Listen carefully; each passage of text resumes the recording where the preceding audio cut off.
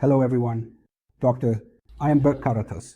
Doctor, we had conducted a scientific study with Mr. Alper. We actually conducted it last year in 2021, but amidst all this chaos, I had shared this on Instagram while preparing the video, but I realized that I hadn't shared it on YouTube at all. I would like to briefly share this. It's an important study because traumatic masturbation syndrome was included in a book in the 1970s. As a name, it was included, but initially there were 4 cases in 1998 and 4 in 2014, making a total of 8 cases. So not as a study, but as cases. Look, there are people like this. They say that they masturbate this way and have such sexual disorders. This is our study, and there will be more to come. Hopefully, within a year, Alper and I will have 4 or 5 studies regarding treatment. And as you know, we have our distance education program, ejaculation control program. Here, it's traumatic. We also accept patients with masturbation syndrome and provide them with a distance education and behavior program. We also send their results. They will be published as well.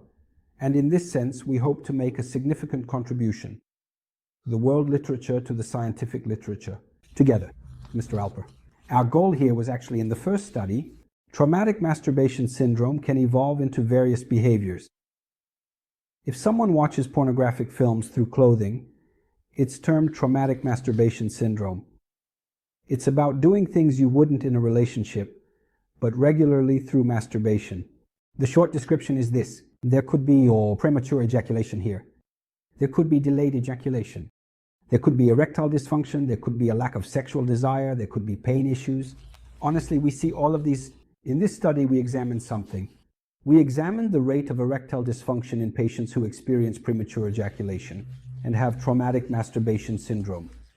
And as a result, we said that traumatic masturbation syndrome is observed to a significant extent, especially in patients with premature ejaculation and erectile dysfunction.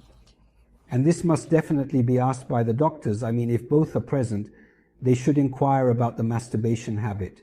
I've already said multiple times on my YouTube channel that when taking a sexual history, it's essential to ask about the masturbation habit. Therefore, this has been scientifically proven in this way. You know, I'm going to put this there. I will also put the explanation page in the link. In our ejaculation control program, there is a section for scientific studies. You can find it by clicking on the full text there. You can check it out from there. There are a lot of tables there in the study, but right now, there's a numerical issue, meaning the most commonly seen traumatic masturbation syndrome is, as you can see, constantly and compulsively masturbating while watching porn movies. That's why I'm saying, please don't masturbate while watching porn movies. Watching porn while masturbating.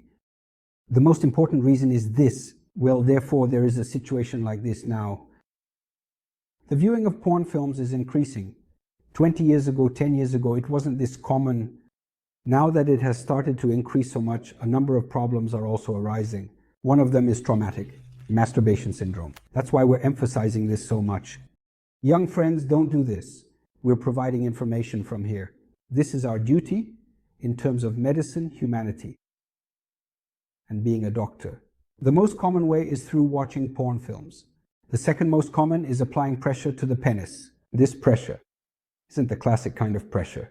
Don't masturbate by pressing like that, or by using your hand, or by pressing a certain point with your thumb. Doing it through clothing is also a way. The likelihood of doing it through clothing while watching porn films is very high. And finally, lying face down and rubbing against something like a blanket is classic. The likelihood of doing it through clothing while watching porn films is very high. And finally, lying face down and rubbing against the blanket somewhere on the bed, this is a classic. This is gradually decreasing though, so the study we are conducting is also showing a gradual decrease. As you can see, it increases a lot by watching porn films. Also, the pressure method is increasing a lot. This group with normal erection, meaning the group that has normal erection, this is the group. The abnormal erection. As you can see, it's almost identical. The group that is abnormal, as you can see, it's almost identical. Move on to the other one. If you engage in a typical traumatic masturbation, you will experience ejaculation while being erect. Almost 50% those who do this also develop erectile dysfunction.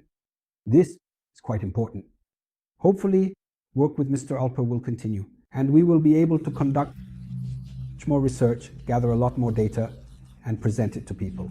Thank you.